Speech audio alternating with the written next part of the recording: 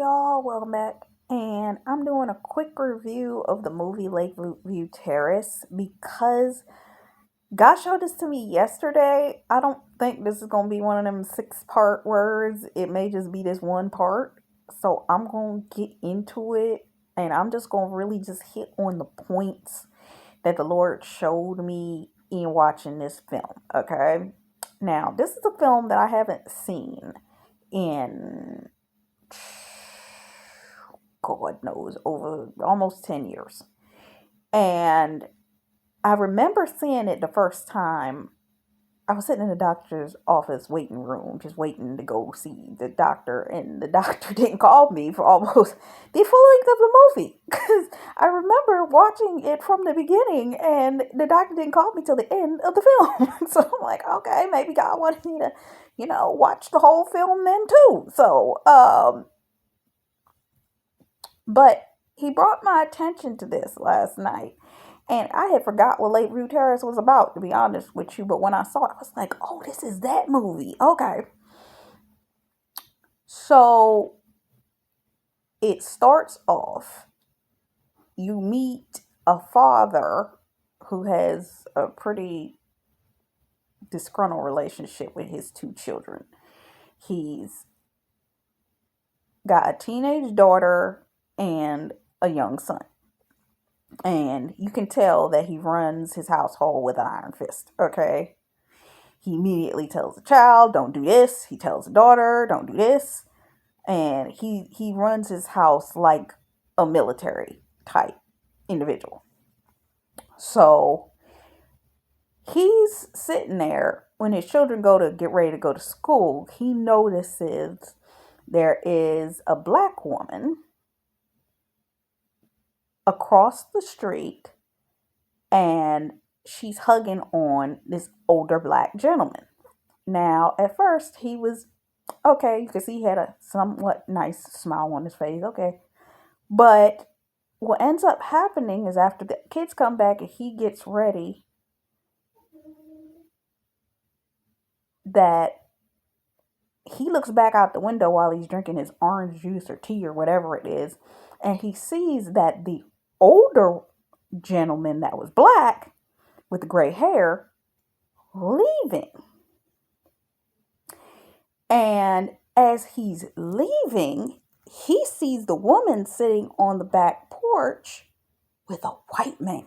And you saw his face immediately change. So it's like, oh, he doesn't like them. Instantaneously, you gather that he don't like them.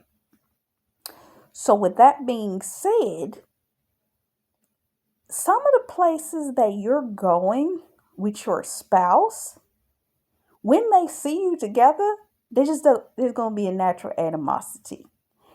And it's going to be animosity because they're going to see you with individuals and think, okay, she belongs over there with that individual because of the fact your appearance, your what have you.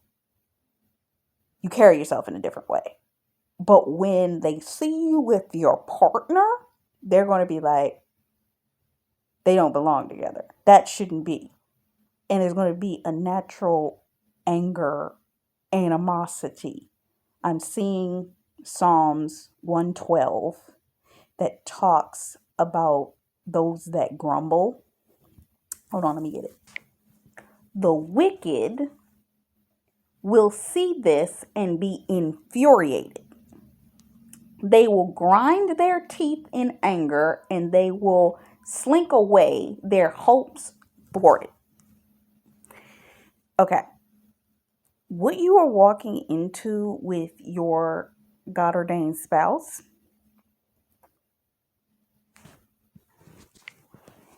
even though it's what God called you to, there's still people that, because they just don't like the spirit of the two of you together, they're going to have wicked hearts towards you. Now, we can always pray for these individuals. I was listening to something by Wisdom Speaks yesterday, where it was talking about the fact that God will bring us wisdom and knowledge of information of stuff. so that we can pray against it. I pray that when you receive this word, if you have not met your spouse, have not gotten into a relationship with your spouse, or God's been saying that you're about to marry this person, that you start praying now over the places that you're supposed to have a home in. Because I'm hearing, lift up your heads, O ye gates, and O ye everlasting doors, so the King of glory can come in. You need to start sending the King of glory to those places so that he can get rid of. Exodus 23:30 through 33 talks about how God goes forth before and year after year cleanses out the land.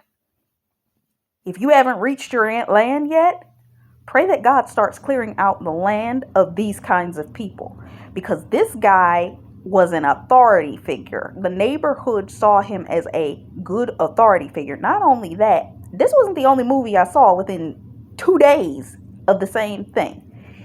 And I'm a side note this, that the other movie I saw had the guy, the guy that played Andy Griffith in like that real old television, black and white television show, Andy Griffith Show. It was a movie I'd never seen him in, where he was also playing a cop, ironically, at the prison. Ironically, he was supposed to be Christian. And this man was murdering folks. And right down to the point that they injected his arm for murder. They put him on death row and killed him. At the end of the film, he was defending, they ain't gonna kill me for that. Ain't no way they're gonna kill me for that. Right down to it. Your enemies don't think God's gonna come get them. Okay? Right down to the moment. Even the movie I watched last night, the person was on the execution chamber. Right down to the moment. These folks are so delusional, they think that God's not going to come get them. Okay? But what God was showing me in this was this. That this man, and I haven't even gotten into what he started doing. These are the points that I'm going to hit on that what he started to do. This person was an authority figure. He's a cop. He works at the local precinct. But because of that, he knows everybody. Because of that, he also knows all of the police officers in the district. And because he's known as that guy, this man has a level of power in the community that you want to be on his right side. Okay? But understanding that, he kept doing little petty things. That kind of annoyance. That's just, remember when Paul and Silas were in the town and the woman kept coming past to grieve? That's what he was doing. The first day they're out, the husband's getting ready to go to work. He's going to work himself. He waves, and this man done put a parking citation on his car. The wife excuses it and says, "Oh, he's just trying to say hi," because it was a note on the back in relation to a greeting, and it's like, but it was on a parking citation as a parking citation for where you park your car. And I'm like, you could have wrote that on a piece of paper or sent a card. Next, they let it go. A couple nights later, they're in their bedroom. They have yet to have gotten curtains for their window. So I'm assuming that because his house is directly adjacent to their house, he can see into their window. Now, it's one thing if you can just see in somebody's window. It's unavoidable. Yeah. This man, you could tell at certain intervals in the movie, he was purposely looking through their gate, through their lattice. Come on now. Peeking through the lattice. He was monitoring them. You've got enemies that are going to try to monitor. Some of you got enemies monitoring you right now. This man set up spotlights, police surveillance spotlights on the side of his house. They in their bedroom and surveillance lights. One, you got spotlights on you. You're going to be under the spotlight. You're going to be under one, scrutiny.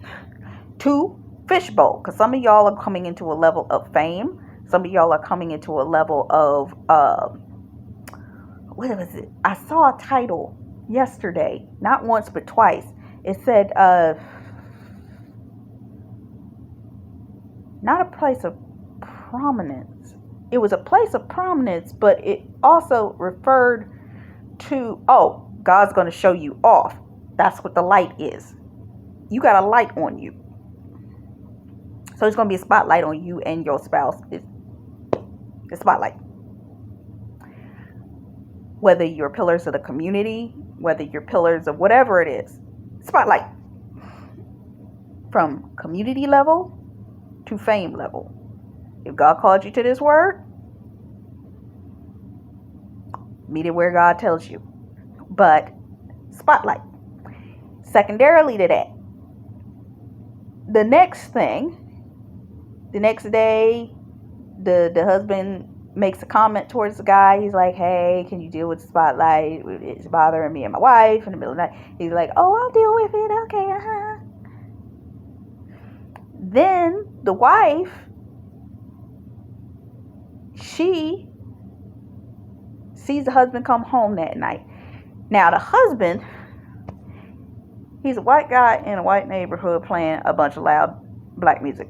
I don't know whether he does that because he just wants to be more black. I don't know. But he's playing loud, obnoxious black music. And, of course, the guy comes over. But, see, this is what he does. The guy, Samuel L. Jackson's character, comes over and he knocks on the window like a cop would. And he's so startled because he knew he wasn't supposed to be smoking in the car anyway. And he's like, give me this and this. And he does it in such a way that his face is hidden. So he couldn't even tell that it was his next door neighbor doing this. And he's like, give me your wallet, give me your what? And he's like, and he gives it to him, not even thinking about it. And then he bends down into the window and says, how you doing? There are some people that want to operate in levels of authority that will rather scare you into obedience to keep a thumb on top of you. You need to pray against these people, okay? So he doesn't talk to him that night about the light because of that. But after that scenario, he goes in the house and goes to see his wife. His wife is in the back pool and she engages him in an intimate moment. The kids are across the way looking through the window again, and they're watching what they're doing in the pool. So they get into an argument. When the father comes home, he's breaking up their argument and sees what they're doing. Now, the guy don't like this person anyway, but he's more jealous because he's interested in the wife. And the fact that that white man is in relationship with this black woman is bothering him. So he turns the light back on that night again. What ends up happening is the next night, the wife warns him, go over there and talk to him about that light. So he goes over and tries to talk to him, but he's being he don't want to say nothing because he sees him as an authority figure. He doesn't really understand because he's a white guy talking to a black guy and his wife is black and all this kind of stuff. And he's like, some of your spouses It's not that they don't have the ability to speak boldly in certain situations. It's just the level of authority that they see these individuals in causes them to operate in a level where they're kind of like, I don't really step on these toes, so I don't really want to say what I want to say. And God's in a season right now. He's like, I need you to pray for your spouses to get over that. Because they got to be able to speak to these authority figures. They got to speak with boldness in this season. There are things that God's going to need for these men to say. They can't be mealy mouth.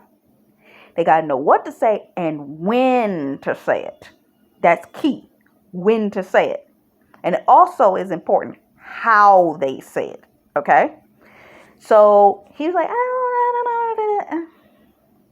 So he goes over there. He's like, it's all right. He's like, no, I can get the light to turn off. It's just I haven't been able to go through the manual to turn the settings so it don't do that. He lied. Anyway, so time comes past. It ain't even really much time. He walks him through the neighborhood. Is what happens when he walks him through the neighborhood. He's talking to him. You should have paid attention to the fact that the man, he first innuendos towards the man about a family that lives in the neighborhood whose husband's beating on the wife, and how he's told the man's wife, come to me because I'm an authority that I'll take care of it. And he kind of makes a gesture or a statement to say to his face without saying directly what he means, that the person needed a better man in their life. Someone with that is an authority figure. But you can't make nobody change who they want to be in relationship with. See how that works? And he was emphasizing certain words, so it was like, what you trying to say in this scenario? So he takes, and he's like, my kids saw you and your wife. We'll turn the light off if y'all don't be doing that. Don't be doing that no more. And he says it with a level of arrogance. Okay? And he leaves. Now, a couple days later, the wife is talking to the two kids, and she tells them, oh, we're having a gathering. Why don't y'all come over? And the kid's like, yeah, okay, fine. We'll come over. We'll tell our dad. So the dad, what happens? I'm trying to think, because he ends up sending the kids away, but I'm trying to remember when that happens, because the wife, she ends up having a girl moment with the daughter, but the daughter's like 15 years old, walking around in bikinis because she wanted to get in the swimming pool. And the wife said, no, you can't do that unless your dad said that you had permission to do that. So they standing there having a conversation, and they having a girl moment. And even the daughter saying, well, what if I am interested in somebody that's of a different race than myself? Is like, well, that's something that you have to talk to your dad about, and so on and so forth. And they sitting there listening to music and all that. But the daughter starts dancing to the music in her bikini, standing outside in broad daylight. Okay. The father, he comes over and he's like, what are you doing over here? I did not give you permission to be over here. And you remember, authority. In his police uniform. And he start acting up. So she starts flipping out and saying, God, Dad, you this, and this. It's like, how dare you tell me this? You don't let me everything you do. And she like goes in on her dad, and he slaps her so hard. She hits the ground, and she was like, you had no reason that you should have done that. He's like, you shouldn't tell me how I'm supposed to raise my child. And he even is like, everybody should be able to do whatever they want to do, right? So he starts taking off his clothes. Now remember, he has an attraction to the wife anyway. So he's taking off his clothes. And she's like, you don't need to do all that.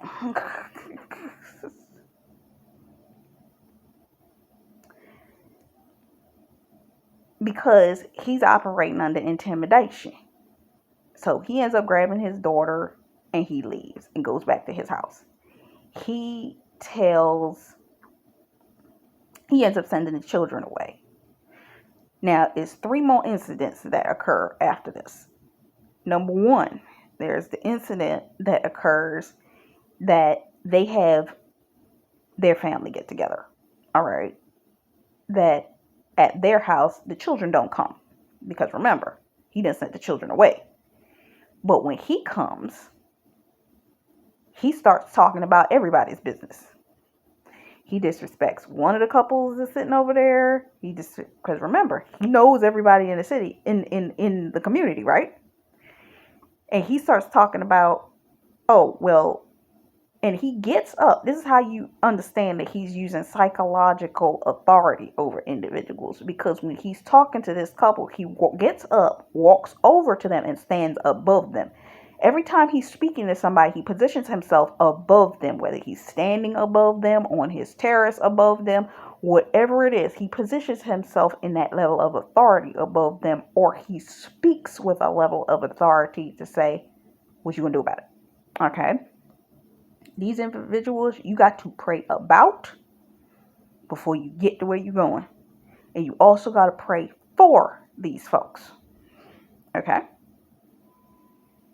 Pray for them in the name of Jesus. Because you need to make sure that these folks don't end up where you at. So, he talking about everybody's business. Then he gets up and he leaves. Because everybody is now uncomfortable. He done told about the husband's smoking habit. He done told about the neighbors something or other. And then now he's got everybody feeling uncomfortable. Now he leaves. And the wife is uncomfortable. And he gets up and he goes and says, you didn't have to do all that. And he's like, oh, you got a problem with it? And he, nice nasty, says something to him. And then the spotlight comes back on. And the husband is frustrated with the entire situation. And the wife is angry.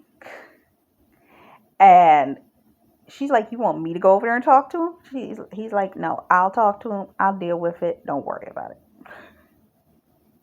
So then a couple days later, the cops with his family, right? And when I say family, I mean his police department family. And he's like, come on over. He tells all the department come over to his house and they're going to have a party. 3 o'clock in the morning, they wake up. He's still partying with all this loud music. Now, they ain't never done nothing like that. Loud, obnoxious, loud music. What you gonna do? All of it was the police officers. It was the cops that's over there. You gonna call the cops on the cops? Think about it. So he gets up, the husband gets up and he goes over to the house because the wife says, please go over there and say something to him because it's 3 o'clock in the morning. I need to get some sleep. So he goes over there, expects himself to be able to talk. This man not only has a woman there, but he has his buddies and a stripper. And his buddies grab him, put him in a chair, and lets the woman give him a lap dance. Now, he goes back over to the house. He's highly upset now. But secondarily to this, and I need to mention this here, wife, she pregnant now. She missed 3 of her, pills. Now, the husband is wondering, did she do that on purpose? Because she kept talking about kids. And now she knows, because she took 3 pregnancy tests, that she's pregnant. They ended up in an argument because he's like, now ain't the time for this, with all this that's happening with the next door neighbor. And oh, I forgot to mention that when he disrespected the next door neighbor, the same night, somebody came in his back door and cut their car tires. And the neighbor standing there, I saw somebody, but I didn't see who it was. He saw somebody, but I didn't see who it was, because it was him. And when they called the cops, he naturally, nonchalantly tells them, oh, it's just some young kid, man, whatever. Because he got an agreement with the cops, because he's a cop. So it's like, you know how it is. You know. He having that jovial conversation because we cops, so we know. And they sitting up there like, Jesus Christ. Meanwhile, there's a firestorm headed in that direction where they trying to put out these wildfires in the area, and they get closer and closer to their neighborhood. God will send a storm. Rain, fire, brimstone, whatever he got to send to come get you, if he needs to come and get you. Are you hearing me? What I'm saying? Okay? Meanwhile, the wife gets a tape. In that tape, on a disc, is a videotape of her husband getting a lap dance at the party. This man determined to split up their relationship. When I say determined.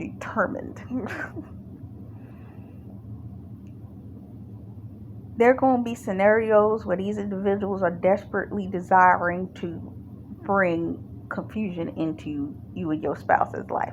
This is where you and your spouse have to have a tightly knit relationship that you got to be honest with each other. You got to talk to each other. If you see something that's improprietous that could potentially be an issue, don't hide it from each other, because if you hide it from one another and the enemy has the ability to get a hook in there, he's going to use that, because omission is still a lie.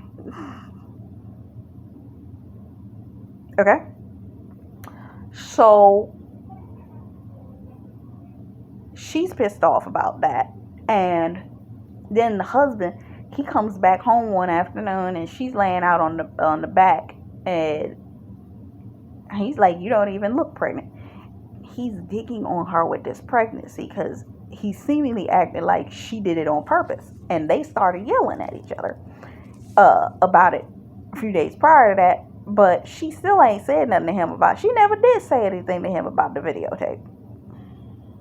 The whole rest of the movie, she never mentioned the videotape that he had sent, because she knew what he was doing.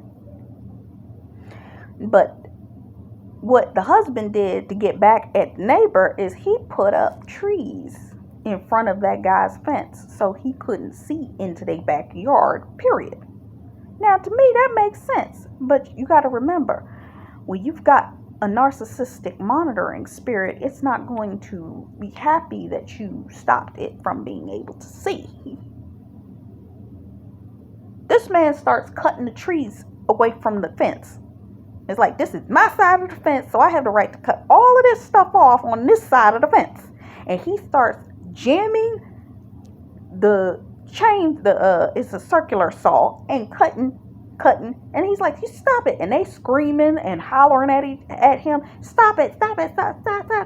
And the husband's saying something, and she's trying to get him to stop, and he keeps putting the chainsaw, because like, it literally was like, if that man didn't have that fence between him, he would have been using that circular chainsaw on that husband.